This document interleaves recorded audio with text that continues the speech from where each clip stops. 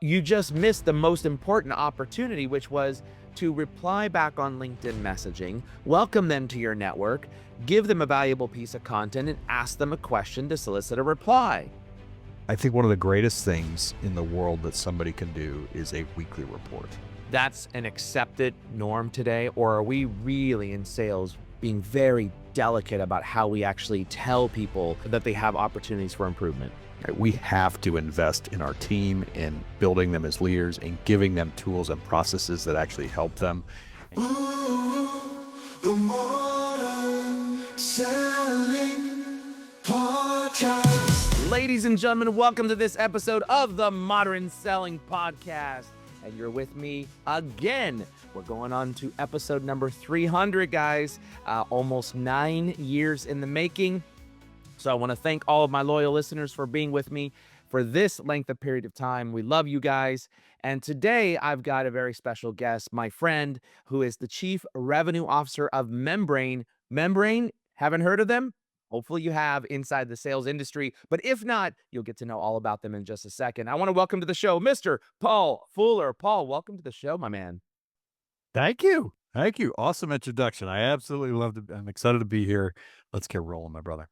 So that'll be you take that clip, and that'll be the next voice of God that comes over the stage when you're walking up to give a keynote. Yeah, I know. I might take that literally and record it, and I'll just put it on my phone ringtone. I think There that you would be go. good. That'll be a good one. Introducing Paul Fuller. Yeah, very nice. Well, listen, do me a favor. Why don't you tell a little bit about yourself and a little bit about Membrane, and then I've got a very special question to ask you right after that. Awesome. Paul Fuller. I'm CRO, currently CRO of Membrain. Been in the sales game for quite a while. Been since for over 22 years. Held all sorts of roles. At one point, I had started a sales as a service company and ran it up to about 100 people, and had a good run there. And came on with Membrain. Been working with them off and on. Contracted with them in a while, and then came on officially as CRO about 3 years ago. Membrain is a B2B growth platform, and it, quite frankly, I'm here because it was one of those things that it could make my life so much easier, and I saw so much value in it that, in terms of all the things that I'd done before in sales, I just latched on, fell in love, and, it is a passion project as much as a gig with Membrane, so. And Membrane, give a little bit more details. Like, what exactly do you guys do? Is it technology? Is it learning? Yeah, okay, absolutely. So Membrane, what we do is twofold. Number one, we have a B2B growth platform. It contains a CRM, but it's not a CRM. Think of it as a sales business process tool that allows people to dive in, define how they want to operate, how they want to be excellent, and then make it happen. So that's a technology platform. Then we have over 300 partners around the world. They're in 80 countries that help us go to market with this. And the wonderful thing that they love about it is they're able to, these are sales experts, and they're able to put their methodologies, their processes, their expertise, and um, intellectual property into the platform that their customer uses every single day to go to market and execute. So it provides stickiness, it provides learning, it provides um, ongoing content for people that are actually in the context of their CRM and their day-to-day business work. Fantastic. I appreciate that. Well, the good news is we've got CSOs, CROs, CMOs, sales reps, business leaders that are listening on this podcast. So I think you've got some great content that we're going to give. But before I get started into the content, I always ask this question of all my guests, and that is, tell us something nobody knows about you, even if they're looking at any or all of your social profiles. And I'm looking for something juicy, Paul. Just don't confess any grave sins. I have a absolute vendetta against Canadian geese. It is something that I would like. If I could eradicate a species in this world, I mean, there's only one that I would take to, and it would be the Canadian geese. Oh, okay. You got to give me the why behind that one. That I started laughing. For those of you that couldn't hear me because I was on mute, I started laughing when I heard Canadian geese. I think I might know why, but you got to give me the reason why behind that. So I spent my early years from like 16 to 22 every single summer. I was a lifeguard at a lake. And so and it was a cool lake, we had a nice beach, and I ended up managing the property and doing all that stuff for him, and I spent likely 3 hours a day scooping goose poop. So every single day, and then there wasn't a day that went by that one of these things didn't attack me. Like, and so we tried everything. We tried absolutely we got the geese away people. We put out the fake owls and the fake birds and all that stuff, and, I have scooped tons and tons and tons of Canadian geese poop, and, I just, there's something that just leaves a mark on you. Um, I had a feeling you were gonna say it was goose poop, geese poop, whatever. I guess both are right, right? I had a feeling that's what you were gonna say. I assume that you've got them all over your backyard or somewhere in an area. Dude, I live on a f I live, I don't live on the farm, my house right backs up directly to a farm. So there are periods of the year when I can look out my back window, and if I was allowed to shoot shotguns, like, in the neighborhood, it would just be there would be a bloodbath because they're everywhere back there, and so I end up looking back there and just fuming, and, my kids and wife think it's so hysterical. They say my 7th circle of hell is it would be surrounded by geese eating coconut and mango, so Well, here's the reason why yeah, your kids and wife think it's funny. It's because they're not picking it up. I always found that when my kids laugh at me because I'm angry about something that is something very similar to that. I'm like, okay, well then now you're gonna help me out, and we'll see who's laughing. absolutely. All right. Well, let's get into some content here. First off, it's interesting. You asked me that, or we talked about this question about what does sales mean to you, and we're going to talk about culture and gaps and those types of things. So let's first start out with something that's really so rudimentary and so fundamental, but I think it's important to talk about. Meaning, what does sales mean to you specifically, and then we're going to talk about how that impacts culture. Yeah, no, that's a great question. I've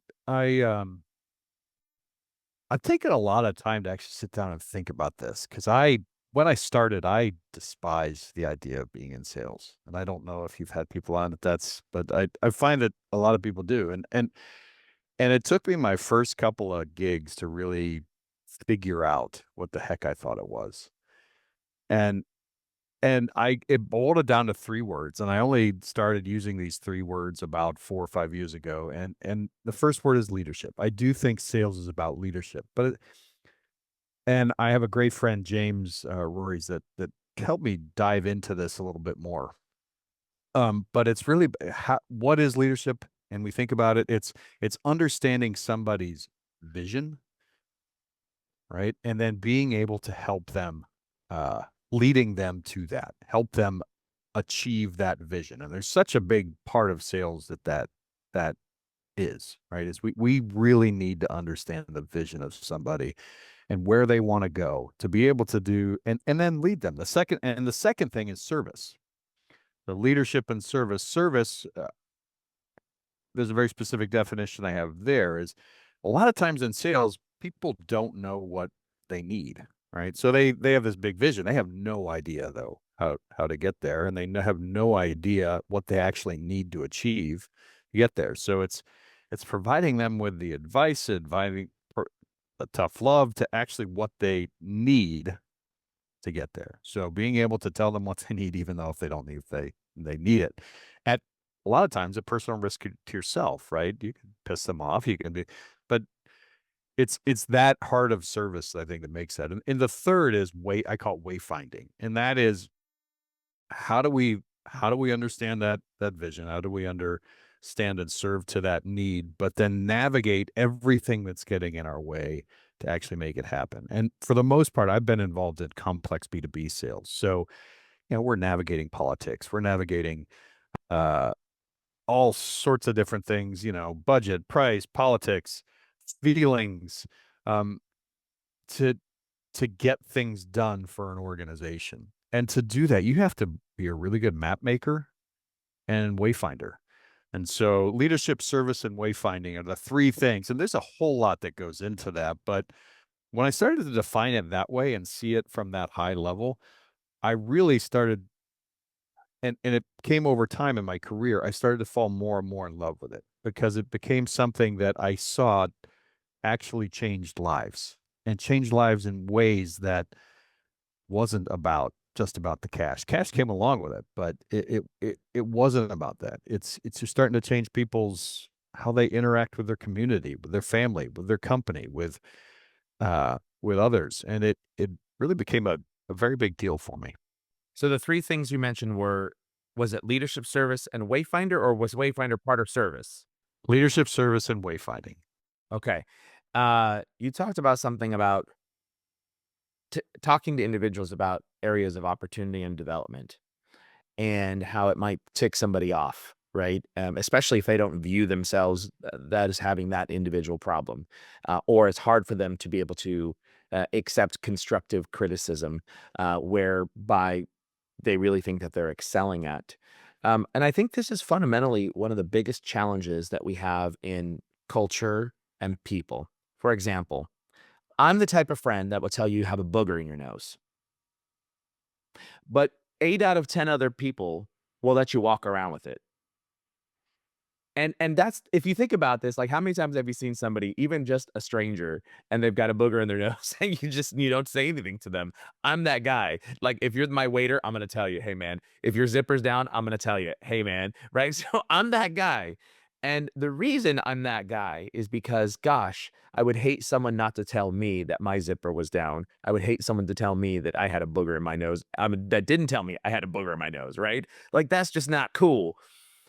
But the challenge, is that something like that, someone's so thankful because it's embarrassing.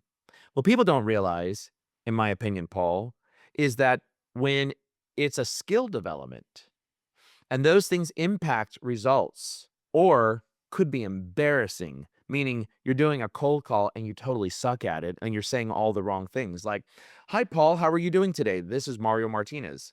"I'm sorry. Who? Why are you asking me how I'm doing?" "Oh, well, I think that's cool because people like to be able to respond to, something that's nice. That's how I'm warming people up." No, don't call me and ask me how I'm doing. I don't even know who you are, right? I will never answer that question, right? So and that's really difficult for people to hear that. Have you found that that's an accepted norm today, or are we really in sales being very delicate about how we actually tell people that they have opportunities for improvement? Great question. So I'm going to go at this in a couple of different ways. One, I do think we spend too much time on the tactical around development, right? Or around being delicate, right? So, hey, there's some ways that you can couch this or say this right or do this or when I boil it down, especially, and I'm going to focus on the type of sales that I do, which is the more complex, more B2B. Um, there's one thing that I think you need. There's two things that you have to need to be able to speak into somebody's life, and that's respect and trust. So, and I love the definition of trust that Stephen M.R. Covey put together in his book Speed of Trust. But it's fundamentally two things: character and competence. And so, first one is character, right? So, if you're coming at it with a true heart of servitude, and you're coming at it with with true intentions, right? That actually, I believe that comes through, right? So if my goal is not to embarrass you when you have that thing in your nose, but to tell you, and so you can avoid embarrassment or you can be better or you can perform better, hey man, just wipe that off on the side. You're fine. You're fine. Right. So my I need to check that all the time. And the second is competence. So there is some tactics, there is some grace that we can give to people and that type of stuff. But we focus so much on tactics and I think we give up or we take for granted that character part, and we don't really focus us in sales as building leaders, building strong women and men to be able to do this well, and that is what it gains respect in my my belief, right? It is more of a tactic. It's more of, and I get this from so many people that have invested in me. And then when I see that I invest that same level of others into building them as strong women and men and doing my best to do that and doing it with a good heart of intent, that they can actually go out and execute, then the tactics don't matter as much. They're still needed, right? You still need to be competent and respectful and good at your job. But I do think we focus on, hey, figure out the right words. I'll give you a story. I had to reschedule a webinar the other day, or it was actually a podcast. I got a note from somebody saying, hey, I had an hour scheduled. They said, we can't start at that particular time. Therefore, I'm just trying to push this 30 minutes back. And um, can we push it 30 minutes back? Didn't feel like I could do that, right? It was one of those things that I need some prep time. I need to be able to talk, get through it. I said, it's best to come to another day. I got a note back that included the AI tag, right? It included the AI. Here is a way you can sound confident and competent in your response to Paul. I don't think that's building a leader, right? I don't think that is person. So I think that's a cheat code that he's like, dang, let me go to this AI and I feel really nervous about it. Just tell me what you feel, man. We're just rescheduling. It's 30 minutes. So I think we focus too much on those tactics and not enough on building the person. Did that make any sort of sense overall? I kind of rambled a little bit there. Yeah, it does make sense, and I think fundamentally, uh, one, it's always about approach, right? It's definitely about approach. But two, sometimes you just need to hit somebody square in the eyes and let them feel the pain. um, and they will have to determine whether or not they want to apply it or not apply it, and that's really up to them as an individual. But these things. Go ahead. Oh, can I say one more thing? Like I do get that, and one of the things that I'm like I know you sell to CEOs too, right? So if you're selling to, and I've done it for the course of my career, another way to do, like, if you can build that respect, that is actually built by doing those tough things, right? And that comment. So being able to ask a CEO, hey, maybe are you the problem in this, right? Is that something that you got? And having that courage to do it is really critical. I think it's absolutely critical, instead of, trying to play the political games and have tactics that can maybe get you in good graces. For sure. Now, all of this boils down to the type of culture that we bring to a sales organization. So talk a little bit about maybe how you have driven sales culture in your various roles. So I'll start it back from when I started the sales and service business. I had 4 different partners. We all started together. And one of the things we found is that we essentially created an academy. So the only thing that we could do to drive effectiveness was to ensure that we brought in mainly young salespeople. So to ensure that, one, they were armed with knowledge, but two, they were also armed with this ability to lead themselves, right? That they could become accountable to their own actions, that they had the systems and processes in place to be accountable to those actions, that they embraced that idea of they are the makers of their destiny, right? And like, we would provide them with tools and training and all of these things. But it was fascinating to watch in terms of that culture. Like, I think what you need to do is you need to set up, and what we did there and what I've continued to do throughout my other career is you're able to set up, ensure that you are continually training, continually giving the knowledge, continually helping get better. And that in and of itself is a culture thing. It helps people latch on to what they want and feel like they're always getting better. The second is we talked about this a little bit earlier, but is ensuring that the individual is just as responsible and accountable to their results as the team.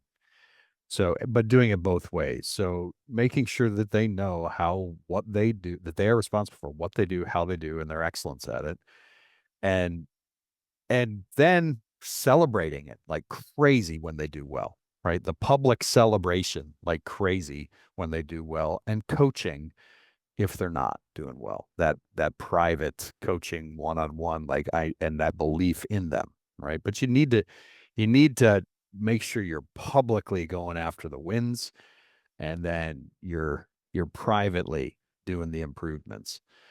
And then just ensuring the systems. They have I think a system is a really, and when I say systems, it's everything from how you communicate with each other, how you celebrate those wins, what software and processes you're using to do them.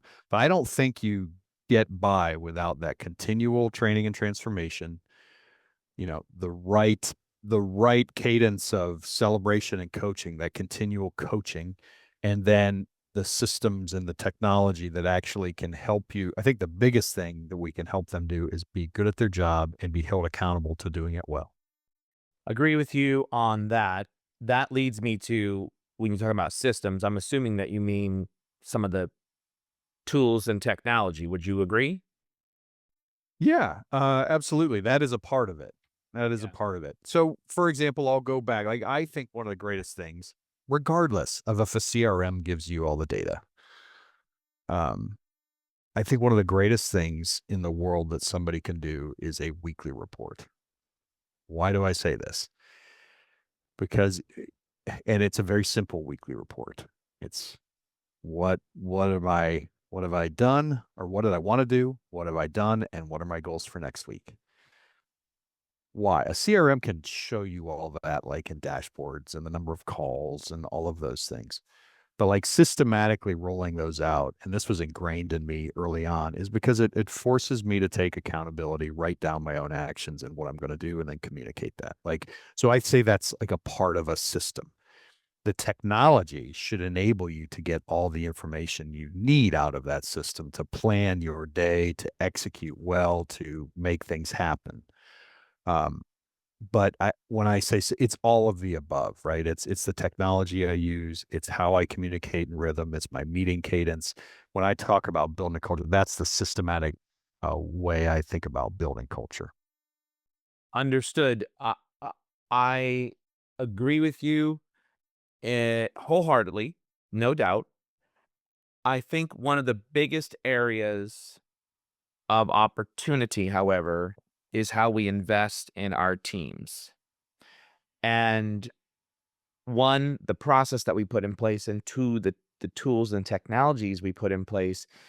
And I think one of the challenges that I'm seeing in the industry right now is specifically centered around, we're asking our sellers to do more, book more meetings, book more conversations, build a pipeline. But yet we are not, one, investing in them enough, and two, giving them the right tools and technology to do their job so that they can be effective at that. So, talk to me a little bit about, how does the right technology help you drive a sales culture? But before you do that, we're going to listen to this message from our program sponsor. Imagine having the power to identify companies visiting your website, track their behavior in real time, and seamlessly integrate it all with your CRM. Leadfeeder is not just a tool, it's your secret weapon for efficient and targeted lead engagement. What sets Leadfeeder apart? It's the ability to provide detailed insights into visitor behavior, helping your sales team prioritize efforts and close deals faster. With customizable notifications and lead scoring, Leadfeeder is changing the game. Ready to revolutionize your approach to leads and deals? Head over to leadfeeder.com for your free demo today. That's LEADFEEDER.com. Leadfeeder.com. Don't miss out on the future of successful lead generation with Leadfeeder. All right, right before that program break, we were talking about how the right technology can help drive sales culture. Talk a little bit about that, Paul, from your perspective. Yeah, I think one of the things that we do a whole lot is we send people with a knife to a gunfight, and I think it's incredibly demoralizing for a sales culture. So So the right technology, and I this is where I deal with all the time. So the very first thing that I would recommend is you do need to understand exactly what you want people to do, right? So if you have a high volume play and you're saying, hey, just go make more calls more of the time, this is a numbers game, right? That could be your strategy. I'm not going to go into those type of strategy. It could be. But if you're doing that and you're not arming your team with the ability to rapidly collect data, write phone numbers, you're not giving your team the ability to have high volume dialers. You're not giving, I mean, you are going to end up with a very frustrated team because your expectations of results and what they can actually do in market are going to be completely separate. They're going to be completely different. So what I see people doing too often is they do it the opposite way, where they say, "Oh man, there's all these cool technologies out here. These technologies are amazing. I'm just going to buy this for my sales team," right? And they don't define what they want their sales team to be instead, and then give them and arm them the right technologies to make things happen. What they do instead is, I call it, like, they just layer and layer and layer on different tech. Um, like for example, I'm a B2B process driven sale myself, and I do it through a group of partners. So the biggest thing for us is to really have a really strong system that can help me understand my partners, can help me understand all the different facets of the partners and how I work them. I need a really good process that's going to uh, take me along what a B2B sale looks like with those partners and deviate based on what partner it is. So if it's partner A, it needs to be able to be one process. Partner B, it's got to be another. I got to arm my team with that. How to know all the players, how to navigate real well and fill that in. Now, others, and that works for me. So I have a tech stack that does that.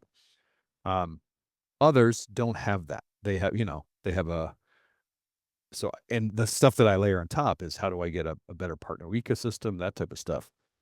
So I think if you need to start with the job you're trying to accomplish, the roles that you have, and instead of just lumping it all into one person, really get highly, highly effective at that. I don't see that happening at a majority of companies. Majority of companies I see, oh my gosh, my sales team has all of these tools. I bought Salesforce for them. I bought this, I bought HubSpot, I bought this and this and this and this and this, and they're still not effective, right? And I call that the tech confusion gap.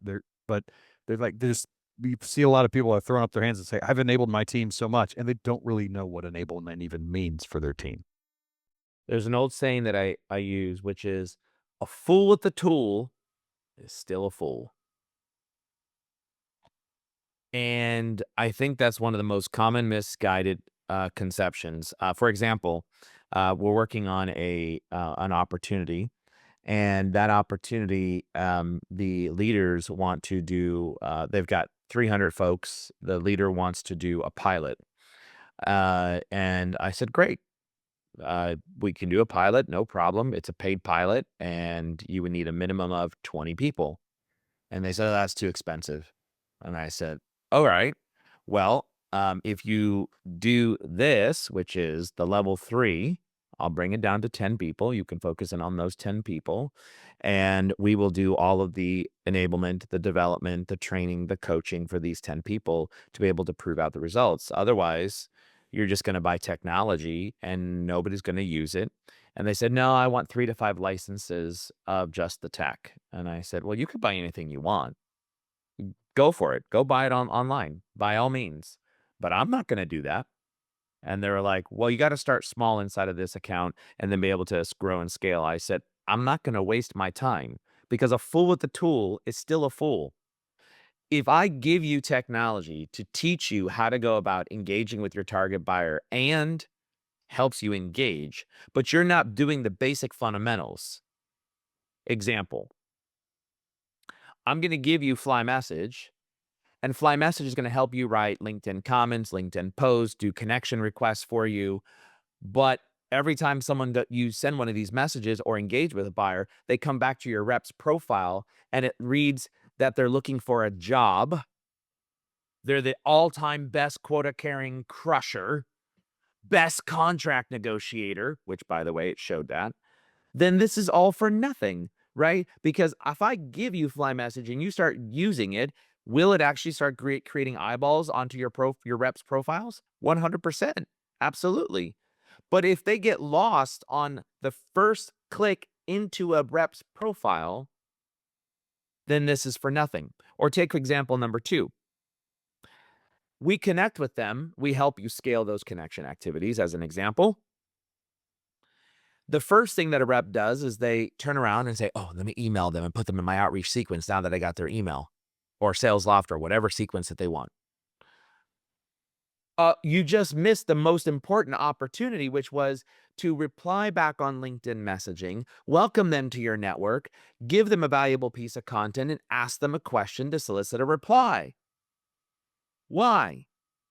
Because if you get them to reply one time after a new connection request, LinkedIn for the next 4 weeks is going to show your content to them and their content to you. So while Paul is sitting there on the toilet scrolling through his newsfeed, or going to bed at nighttime scrolling through his newsfeed, I want Vingresso Fly Message information showing up and leading you to my solution. And here's the problem. I just gave you the tool, but I didn't teach you the techniques, or you didn't go through the techniques. That doesn't make sense. A fool with the tool is still a fool. And sales leaders, by golly, this is one of the worst things that we can do, especially when the sales leader themselves has no clue how to utilize the technology.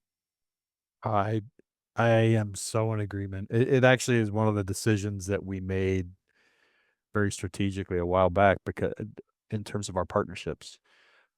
I'll give you like an example, and I'll bring Dave will be fine. I use we baseline selling is a wonderful sales methodology. Like I love it. It's a great. It started in the '90s. Dave Curlin is amazing.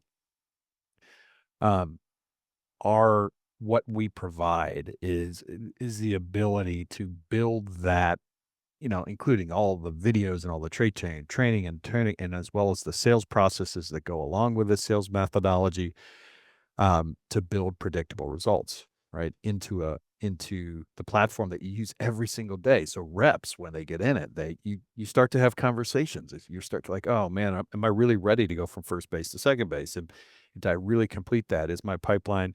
How am I looking? So you're giving yourself this view that actually worked. But if you just throw that out and somebody just says, well, I have, you know what, I just model the, I think Salesforce gives me this process with 6 steps, and it's like prospecting and then this and then this, and there's no gates and there's no methodology to actually follow, and they don't understand it.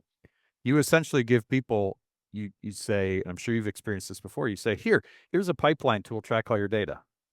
And then you get a frustrated manager that says, well, you put this in prospecting, or you put this in negotiation, and should it really be there? Let's debate that. And it's like, again, the fool with the tool is, no, we need systems that actually can help drive behaviors and not logs.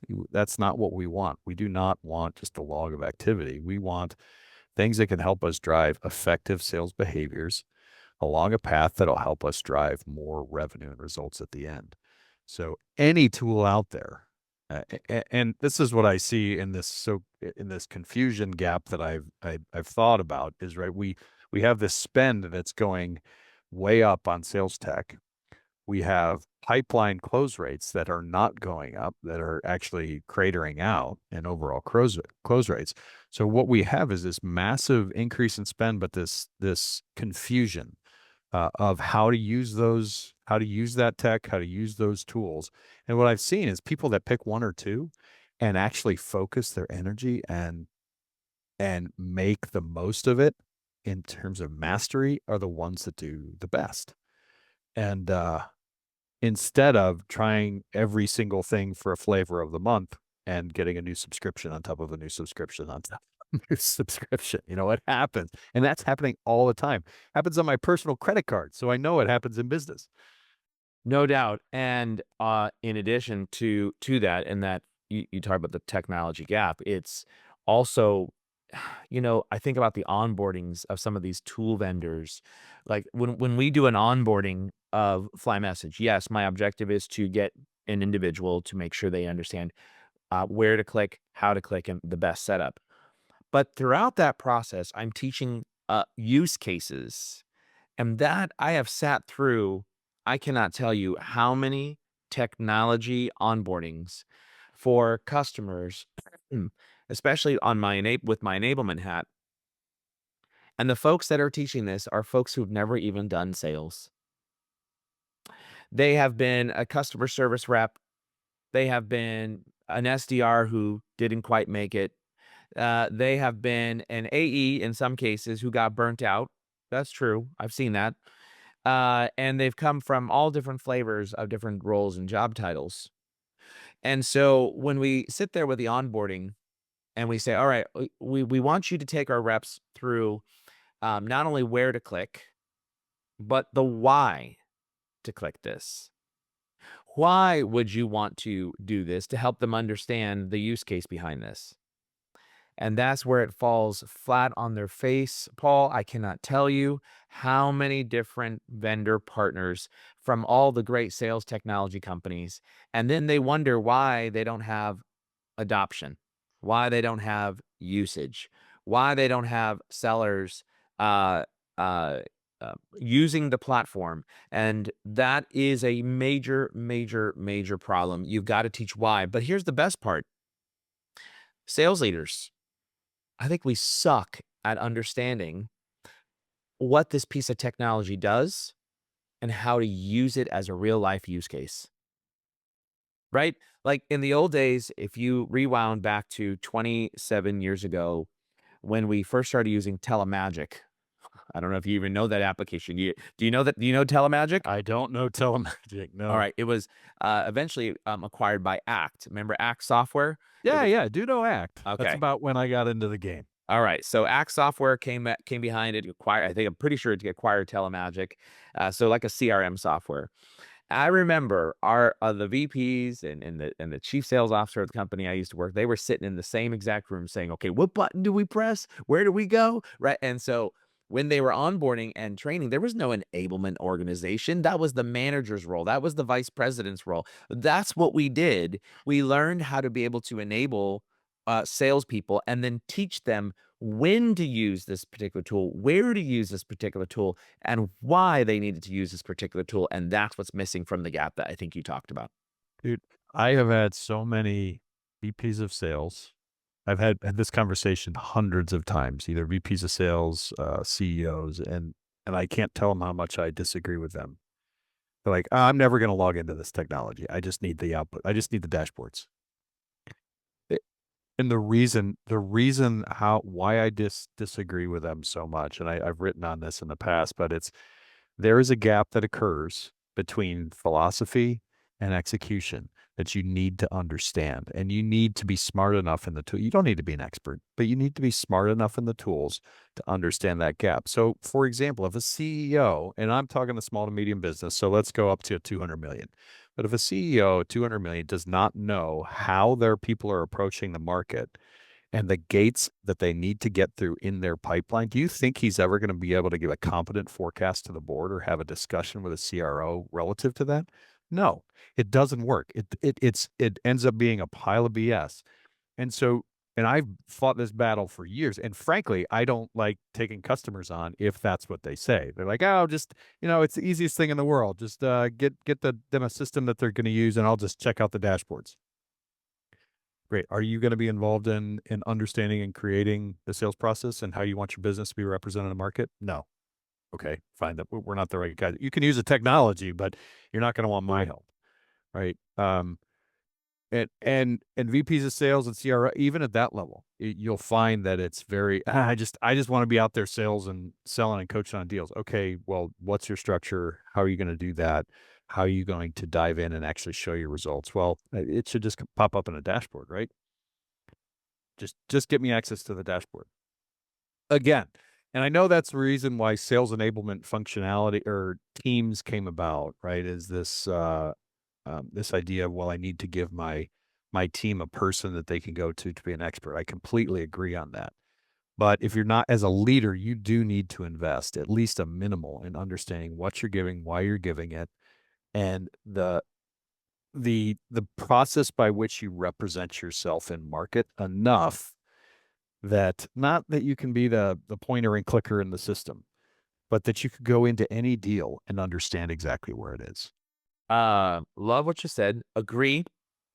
We're in violent agreement.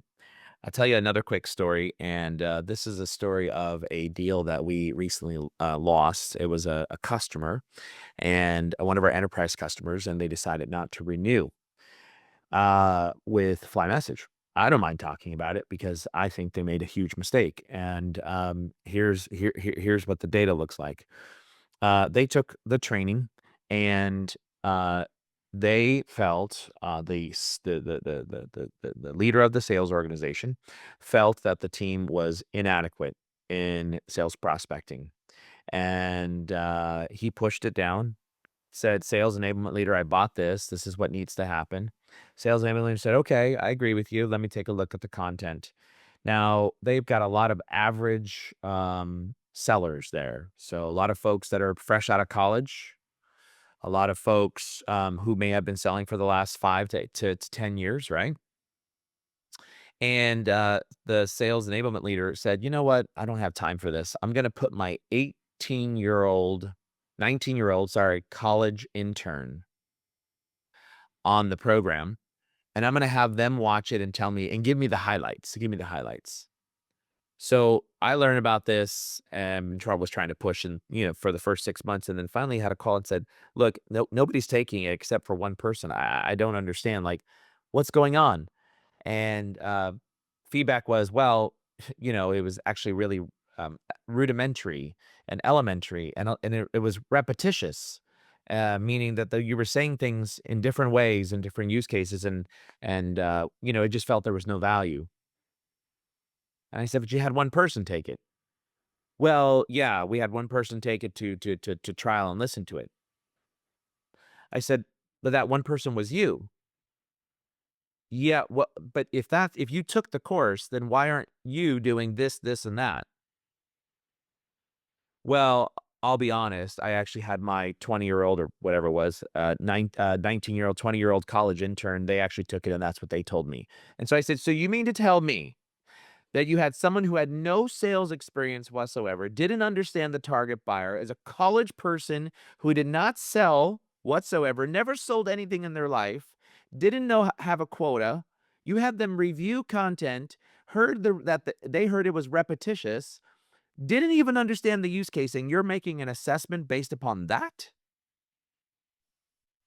I was like, "You've got to be kidding me." And I was like, "Learning 101.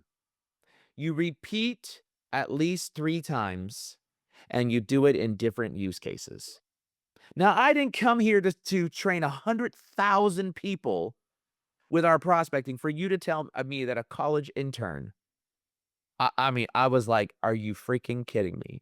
Are you got to be kidding me." So then I said, "Well, I challenge you in that." They said, "Well, everything that you taught, I can put into one PowerPoint and train them in 1 hour." I said, "Okay, great, do it. Go for it." So they did. 3 months later, I said, "Oh, it came back. Um, None of your folks changed the profile. None of your folks actually did engagement. None of your folks actually posted. None of your folks built more connections. Same number of people." And we're talking about using LinkedIn, something I can publicly see. "Your open rates and engagement rates on email are still at less than 3%. Nothing changed. Why? You didn't start with a referral. Well, we don't agree with referrals because referrals, uh, our networks are so convoluted, we connect with everyone." And I'm like, "And?" You're in the sales industry. Salespeople will help other salespeople. We all know it comes back around. Well, we don't like to ask people we don't know. And like, what? I'm like, I'm so floored at this. And when talking to the sales leaders behind it, it was like, "Oh, our team just didn't find it valuable." So get this. So today, one of them reaches out, contract expired yesterday. One of them reaches out and says, "I cannot believe our entire," and this was like a team of like 7 people. "Our entire team of 7 is like, are you freaking kidding me? like we were utilizing this. And so I started working with one small group, and everybody else thought they were prima donnas and knew everything about all around sales prospecting, but yet results didn't change. Frustrating as all get up. Now, with that monologue, talk a little bit about the impact that you've seen, even with Membrain as an example, that you've made on the market. Yeah, well, it goes down to that. Like I'm going to go back to that monologue real quick because there's something there, right? Which is about you're right. Not everybody's ready, and that is it gets super frustrating, um, especially when leaders don't adopt. And so, Membrain and the impact that we're having on the market is the codifying of sales process and the codifying of growth across your prospecting, your active pipeline, and your growing your accounts, and also coaching really well. So I'll give you, I mean, this has been an example show, right? So I'm going to give an example, but we have partners that go in and they do a lot of the sales mentorship training and coaching. Call themselves sales transformation experts. So they'll go in, they'll understand, you know, assess your sales team where they are in terms of their abilities, how they can operate, where they need advanced training, where they don't. Assess your tech stack, where it needs to improve, where it doesn't. Assess your sales process, and where we fit in really well is when we have one of those leaders. It's like, yeah, you know what, is the opposite of that leader that you just had, right? Is the one that's not putting the 18-year-old intern on this to say, oh, just another piece of tech, go do it. It's when somebody says, we're fundamentally have made a decision that we need to hold ourselves accountable to be better B2B salespeople. Right? We have to invest in our team and building them as leaders and giving them tools and processes that actually help them and give them to, like, we come alongside those partners and we implement our technology with them, which gives them mass impact. So the great thing is you start to see numbers that come out of that, that are, 200% growth, retention, client retention going up by 3x, being able to hold on to the massive accounts, being able to win big new complex deals because generally they're taking on a system that supports professional selling, right? So what are the milestones? How are we going to operate? How are we going to communicate? How are we going to do this again and again? How are we going to analyze our deals? And that is usually supported by someone that's done it a whole lot before, right? So a partner that's done that and has dove in. So those leaders, those CEOs that are actually looking to make a fundamental switch, and when I say fundamental switch, it generally is that because usually the people that we're working with are just kind of muddling around. They're experimenting, like, oh, I'm going to get that done, or what do you think I should do in this sale, or how do I do this? They're like, no, I want to make a decision on how my company represents itself in market. I want to make a decision about how we sell and what we deem as professional. And then I want to arm my team with the ability to actually go execute that. And I think fundamentally you start to see culture shifting on that. And when we don't have that, we actually don't have customers are like, this is a little too much. And that's okay, right? We're not, but when we do, people just absolutely fall in love. And so the impact that we're driving, that I like to think is our goal is to elevate the sales profession. That's what the goal is. And to do that through coaching, absolutely helping and coaching people. We have a platform for that, as well as then driving excellence throughout the entire sales process from prospecting to growing accounts. So impacts are wonderful. We have, like I said, customers around the world. We have over 300 partners, and 80 countries, I think, is what we're hitting now. And like to say, we're small but mighty and having a blast doing it. I love it. Well, thank you very much for some of the insights that you shared this evening or this afternoon. Do me a favor, tell me if someone wants to connect with you, what's the best way to be able to connect with you? Is it on X? Is it on LinkedIn, through email? What's the best way? Yeah, I'm a LinkedIn guy. So LinkedIn, I think it's, if you just search for Paul Fuller, Membrain, Membrain. .com. You'll find me. And I think the last it's linkedin.com/PS Fuller. That's the best way. And you can also check out our site. I do have a podcast that I listen to. So it's on that I've created with Membrain. It's on everything. It's called the Art and Science of Complex Sales.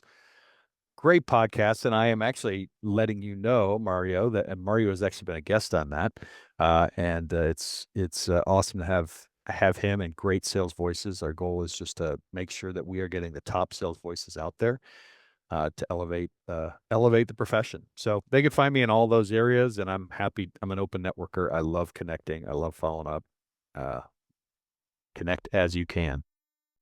There you have it. And make sure when you connect with Paul, Modern Selling Nation, make sure you tell him that you heard him on the Modern Selling podcast. Send him a personalized connection request so that he knows where you're coming from. And Paul, I got one last question for you, and that is your all-time favorite movie. What is it?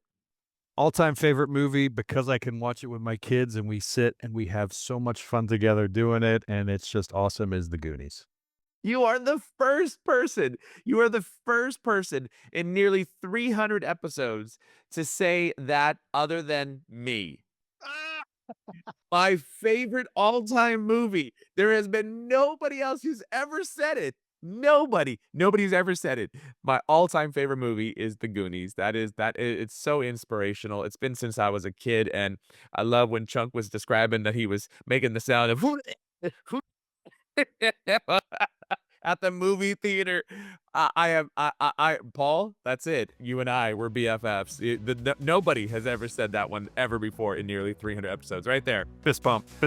Boom, right there, baby, right there. That is too funny that you said that.